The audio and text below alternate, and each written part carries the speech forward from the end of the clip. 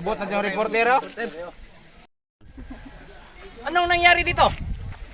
Ingon lagi sila nga, nahagbong ko rin si Inday Hunghang dari oh. Uy, dali nahuluga. Kami naman, ali. Kib, ato ning report sa radyo natin, tatakarin. Good morning, silingan bayan, mga kaigsunan ko. Natadri sa tulay kung asa nahulog daw ni isa kadalaga. Kay na hulagan mo ni Kuya. Ato ni Anton to kay parting pagyabaw sa mga relatives and mga good friend. Tala, lugsong mo na to ito. Ang tumamat na. Tala.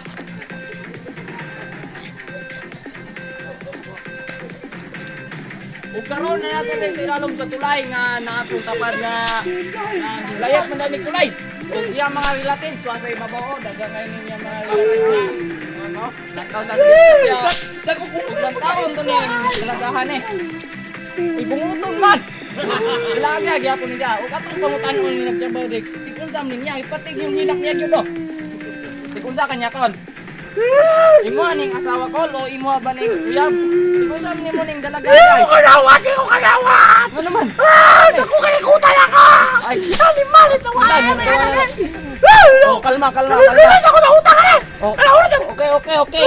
Ay, di day ni yang relative day. Dako ni utangan ning bayana day. Hindi may mo bayad na. Ay, ako kay mabayad na din. Ako kalikutan ako. Nalunod yung negosyo na ka. Lulod na kayo. Lulod na. Na ayaw ko kay patay ko. Di na matulan na barangon mo na. Diwasan ko na.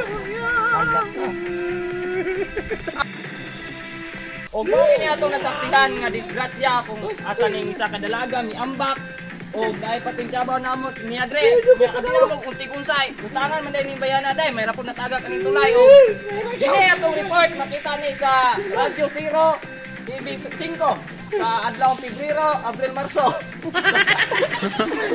Okay, shout out kay sa mga amigo. Kamera. Ay, kita. Le. Dika, kamay bigwan da. Si brother, bro. Okay,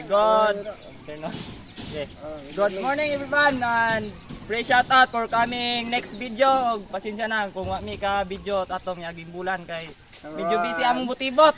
Kaya na pong kameraman, kami po kay Sorry kay guys. Karon pa Sorry kay guys. Atong na